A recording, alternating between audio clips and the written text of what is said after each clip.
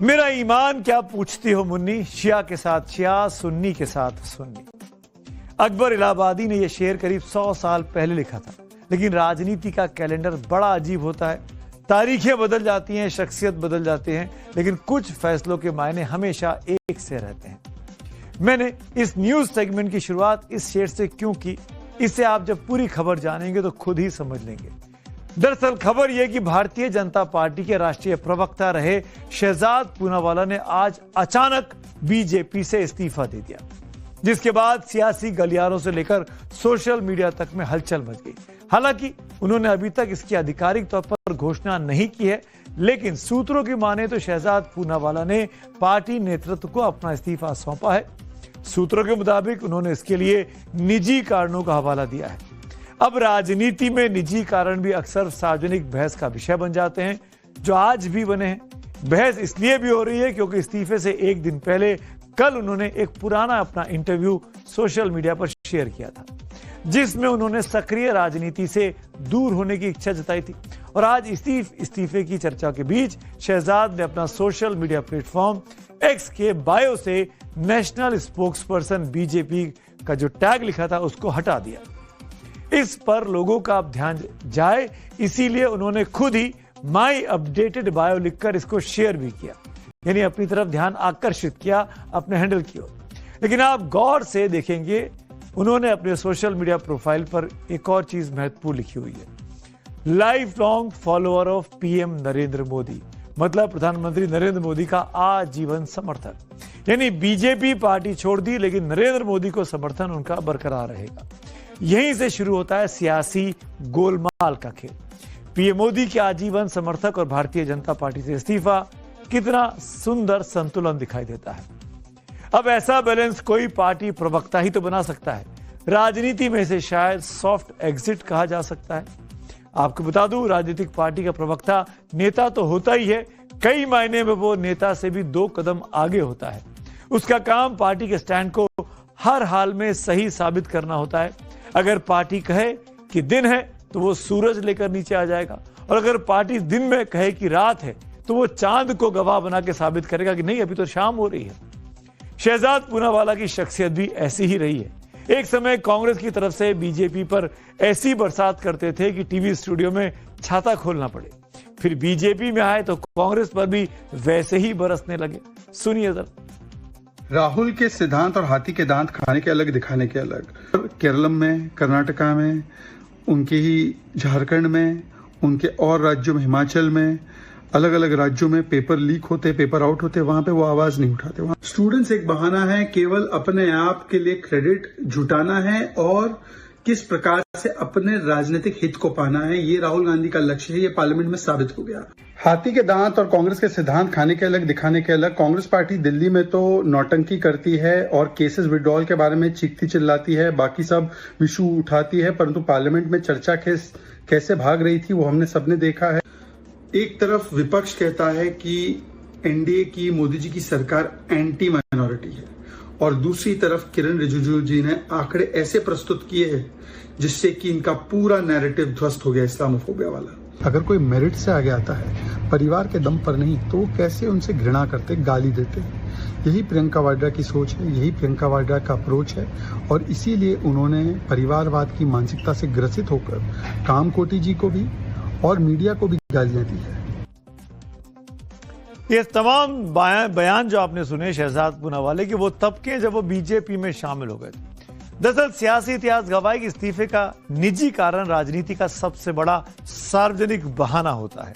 जिस कारण को कोई बताना नहीं चाहता उसे वो निजी कह देता है। शहजाद पूनावाला के बारे में अगर बताएं आपको, तो 2008 में कांग्रेस के साथ अपने राजनीतिक करियर की उन्होंने शुरुआत की थी।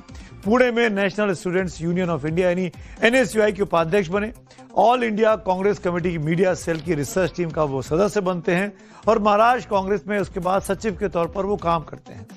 पूरे वक्त वो कांग्रेस पार्टी के साथ रहे, कांग्रेस पार्टी के मीडिया सेल में काम किया। टॉम वडक्कन जो कि अब वो भी बीजेपी में, उनके साथ शहजाद पूनावाला काम करते थे। यूपीए की सरकार जब थी और राज्यसभा टीवी में जब राजीव शुक्ला काम किया करते थे, उनकी टीम का कोर हिस्सा रहे हैं शहजाद पूनावाला।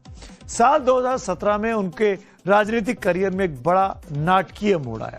2017 में उन्होंने कांग्रेस अध्यक्ष पद के चुनावी प्रक्रिया पर सवाल उठाए थे। उन्होंने आरोप लगाया कि राहुल गांधी को अध्यक्ष बनाने के लिए कांग्रेस अध्यक्ष के चुनाव में धांधली की जा रही है। कांग्रेस छोड़ने के बाद इसी मुद्दे पर वो पार्टी छोड़ते हैं। उसके तुरंत बाद वो बीजेपी में शामिल हो जाते हैं और पार्टी के राष्ट्रीय प्रवक्ता के रूप में आक्रामक तरीके से अपना पक्ष रखते हैं। मुस्लिम हैं, कांग्रेस छोड़कर आए हैं, नरेंद्र मोदी के लिए बैटिंग करते हैं, बीजेपी उन्हें भरपूर हाथों हाथ लेती है। 2021 में उन्हें दिल्ली बीजेपी के सोशल मीडिया प्रकोष्ठ का प्रभारी बनाती है, लेकिन आज उनके बीजेपी छोड़ने के बाद उनके पुराने बयान सोशल मीडिया पर अचानक ट्रेंड करने लगे हैं, जब वो कांग्रेस में हुआ करते थे। भाजपा आरएसएस कोई हिंदू नहीं है, वो सिर्फ ड्रामा है। ये सच्चे पक्के हिंदू भी नहीं है। मोदी जी ने कभी 4 धामों का तीर्थ यात्रा भी नहीं की आज तक। इससे ज्यादा हिंदू अगर आप कहेंगे तो दिग्विजय सिंह है, वो तो सनातन धर्म को बहुत मानते हैं और सुबह उठ के पूजा पाठ करते हैं। मनोज भाई है, कन्हैया है, मुझे लगता है कि ये लोग जो है इनसे कहीं ज्यादा हिंदू है। ये तो किसी के नहीं, अपने बाप के नहीं है। ये क्यों करते हैं ड्रामा? आरएसएस बीजेपी को पता है कि हमेशा इनके जो एजेंडा है, ऑब्जेक्टिव्स है, वो सत्ता प्राप्ति में ही उसको मिलेगा। अच्छा, ऐसा गोलमाल करने वालों में शहजाद अकेले नहीं है। ये सिर्फ शहजाद पूनावाला भर की कहानी नहीं है। राजनीति का अपना मौसम विभाग है। यहाँ हवाएं बदलती हैं तो बयान भी दिशा बदल लेते हैं। कई नाम आपको याद दिलाता हूं जो आप अगर आप भूल गए हो। राघव चड्ढा, गौरव वल्लभ, गौरव भाटिया, प्रियंका चतुर्वेदी, शाजिया इल्मी, डॉक्टर अजय आलोक जैसे कई नाम हैं। सबकी कहानी लगभग एक जैसी है। कल तक जिस पेड़ की जड़ खोद रहे थे, आज उसी पेड़ की छांव में प्रेस कॉन्फ्रेंस करते दिखाई देते हैं। ये भाजपा का एक षड्यंत्र है कि किस तरह से वो इस देश को बांटे, कैसे इस देश में सौहार्द बिगड़े और जगह जगह पे सांप्रदायिक दंगे हों। उत्तर प्रदेश में हमने मुरादाबाद में, मेरठ में, सहारनपुर में और उससे पहले मुजफ्फरनगर में ये देखा है। और अगर भाजपा अपने नेताओं को और अपनी बी टीम आरएसएस और वीएचपी को नियंत्रित कर ले तो मेरे ख्याल से दंगे बिल्कुल खत्म हो जाए। चाहे वो सोनिया गांधी जी हो, राहुल गांधी हो, चाहे अरविंद केजरीवाल हो, चाहे तमाम तुष्टीकरण करने वाली पार्टियां, समाजवादी पार्टी भी है, ममता बनर्जी भी है, किसी ने भी हम कानून के साथ हैं, पीड़ित परिवारों के साथ हैं, ये नहीं कहा। उन्होंने केवल एक बात कही, तुष्टीकरण हम करते रहेंगे, मस्जिद जाएंगे, एक वर्ग की बात करेंगे, अगर वो अपराधी भी है तो क्या हुआ। आदमी घर बदलता है, नौकरी बदलता है, शहर बदलता है, लेकिन पार्टी प्रवक्ताओं के दल बदल को देखकर तो कहना गलत नहीं होगा, अब तो विचार भी किराए के मकान की तरह बदलने लगे हैं। कल तक जिस विचारधारा में धूप सेक रहे थे, आज उसी पर पत्थर मार रहे होते हैं। जैसे आजकल राजनीति में विचारधारा नहीं, रिचार्ज प्लान चल रहे हैं, जिसका पैक खत वो दूसरे नेटवर्क पर पोर्ट हो जाता है। मोबाइल नंबर वही रहता है, बस नेटवर्क नया पकड़ लेता है। अब कांग्रेस से बीजेपी में आए गौरव वल्लभ को ही सुन लीजिए। जब वो कांग्रेस के प्रवक्ता थे तो बीजेपी को खूब खरी खोटी सुनाया करते थे। अप्रैल 2024 में उन्होंने कांग्रेस से इस्तीफा दे दिया और बीजेपी में आ गए। दल बदलने के पीछे उन्होंने कांग्रेस के सनातन धर्म विरोधी नारों और अयोध्या राम मंदिर प्राण प्रतिष्ठा समारोह के निमंत्रण को अस्वीकार करने की नीति को बताया था। फिलहाल वो प्रधानमंत्री की आर्थिक सलाहकार परिषद EAC PM के सदस्य हैं। 2024 का जो चुनाव है लोकसभा का, वो लड़े और ऐसी ताकतों को हराए जिनकी बुनियाद डिवाइड एंड रूल पे है, झूठ बोल के आगे बढ़ने पे है, लोगों को गुमराह करके, डिस्ट्रैक्ट करके, लोगों फैक्ट्स को डिस्टॉर्ट करके, संवैधानिक व्यवस्थाओं का हनन करके आगे बढ़ने का है, उनको हराने का दे। अभी हमारी जो चर्चा है उसको आगे बढ़ने दीजिए, एक एक चीज को देश के लोगों के सामने स्पष्ट करेंगे।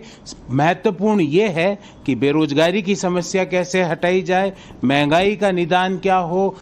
देखिए, भारतीय जनता पार्टी का जो मनोस्थिति है ना, वो ऐसी हो गई है कि उनको कुछ समझ में नहीं आ रहा है कि करें तो करें क्या। उन्होंने कई प्रयास किए, हर प्रयास में देश के लोगों ने उनको मुंह तोड़ जवाब दिया। जितना उन्होंने गलत प्रयास किए, उतने ही अधिक लोग जुड़ते गए।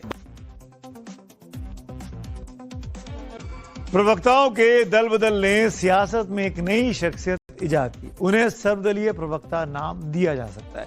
ये किसी भी पार्टी में फिट हो सकते हैं, बस गले में पड़ा गमछा जो होता है उसको बदलना होता है। फिर देखिए गले से निकलने वाली आवाज कैसे 180 डिग्री से टर्न मार लेती है। अब जयवीर शेरगिल साहब को लीजिए। पेशे से वकील जयवीर शेरगिल ने साल 2012 में कांग्रेस पार्टी के साथ अपने राजनीतिक जीवन की शुरुआत की थी। वो कांग्रेस के सबसे कम उम्र के राष्ट्रीय प्रवक्ता और मीडिया पैनलिस्ट रहे।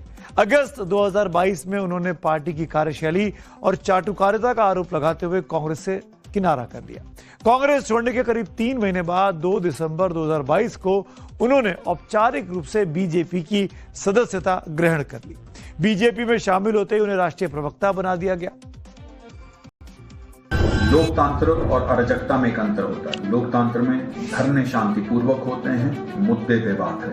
अराजकता में मुद्दे का कोई मतलब नहीं। हिंदुस्तान दे शेर बब्बर शेर मोदी जी थे आ गए ते एक गल हिंदी दी कहावत सुनाना चाहूंगा, जरा ध्यान ना सुनियो। घूम रहे हैं कुछ गधे शेर की खाल में, घूम रहे हैं कुछ गधे शेर की खाल में, असली शेर जैसी हिम्मत है भारत के इस लाल में। 2027 में लहर भी होगी और ललकार भी होगी और पंजाब में भाजपा की सरकार भी होगी, सरकार भी होगी। राजनीति के मौजूदा दौर में एक मुहावरा बहुत ही इस्तेमाल होता है, गिरगिट की तरह रंग बदलना। गिरगिट बेचारा तो सिर्फ रंग बदलता है, बयान नहीं। लेकिन अपने देश में प्रवक्ता जब पार्टी बदलते हैं तो बयान भी ऐसे बदलते हैं जैसे अपने पुराने मोबाइल का वॉलपेपर चेंज कर रहे हो। मौजूदा दौर में राजनीतिक विचारधारा ऐसी हो गई है जैसे व्हाइट बोर्ड है, सुबह जो लिखा शाम को मिटा दिया और अगले दिन उसी पर नई इबारत लिख दी। अब आम आदमी पार्टी से बीजेपी में आ चुके राघव चड्ढा को ही सुन लीजिए। कभी वो आम आदमी पार्टी के सबसे युवा राष्ट्रीय प्रवक्ताओं में से एक रहे, अब उसी आपकी बखिया उधेड़ने में पीछे नहीं रहते हैं। मैं वेलविशर्स को भी कुछ कहना चाहूंगा जो पिछले कुछ समय से मुझे कह रहे थे कि राघव आप नीट के इशू पर कब बोलोगे, आपको हम सुनना चाहते हैं। मैं बड़ी हम्बली कहना चाहता हूं सर, जब मैं ऑपोजिशन में बैठता था तब सवाल मेरा हथियार था। आज मैं ट्रेजरी बेंचेस पर बैठता हूं, आज सोल्यूशन मेरी जिम्मेदारी है। मैं भी रोज कैमरे के सामने आकर साउंड बाइट दे सकता था, लेकिन मुझे हेडलाइन नहीं सर, मुझे आउटकम चाहिए। और जब मैं ऑपोजिशन में था तब मेरा काम इशू रेस करना और सवाल उठाना था और पूरा सदन, और आप जानते हैं मैंने वो काम पूरी ईमानदारी से किया। लेकिन आज मेरा रोल कैमरा के सामने अटेंडेंस लगाने का नहीं है, मेरा role is my focus is to fix the system. इसीलिए मैंने अपने आप से एक वादा किया, I made a promise to myself कि मैं इस मुद्दे पर पार्लियामेंट में बोलूंगा और उस दिन बोलूंगा जिस दिन हम प्रॉब्लम सॉल्व कर रहे होंगे, सोल्यूशन लेकर आएंगे। राघव चड्ढा का दर्द, पीड़ा और कंफ्यूजन उनके दिमाग का समझ में आ रहा था जब वो कल नीट वाले एग्जाम पर पेपर के मुद्दे पर बोल रहे थे। राघव को इंटरव्यूज देने चाहिए और बताना चाहिए कि रातों रात ऐसा क्या हुआ कि उन्होंने आपको छोड़कर बीजेपी का दामन थामा। ज्यादातर लोग जो आए वो बीजेपी में आए क्योंकि बीजेपी सत्ता में है। ऐसे दल बदलू प्रवक्ताओं की लिस्ट बहुत लंबी है, इतनी लंबी है कि अगर हर यू टर्न का टोल टैक्स लगता तो शायद चुनाव आयोग का बजट निकल जाता। अब कुछ नाम देखिए। शाजिया इल्मी आम आदमी पार्टी से 2015 में बीजेपी में आई थी, वह आपकी फाउंडर मेंबर्स में से एक हैं। अब बीजेपी के आजकल राष्ट्रीय प्रवक्ता है। एक और नाम प्रियंका चतुर्वेदी जी, कांग्रेस की राष्ट्रीय प्रवक्ता रह चुकी। प्रियंका ने साल 2019 में कांग्रेस पार्टी से इस्तीफा दे दिया था। कांग्रेस छोड़ने के बाद वो शिवसेना में गई और जब शिवसेना का बंटवारा हुआ तो शिवसेना यूबीटी में वो राज्यसभा की सदस्य बनी रही। एक और नाम प्रेम शुक्ला का, पहले शिवसेना में रहे, बहुत खास थे बाला साहब ठाकरे के। 2016 में बीजेपी में आ गए और अब राष्ट्रीय प्रवक्ता हैं। रोहन गुप्ता एक और महत्वपूर्ण नाम, कांग्रेस में रहे, अप्रैल 2024 में बीजेपी में आ गए। कांग्रेस में सोशल मीडिया टीम के इंचार्ज हुआ करते थे।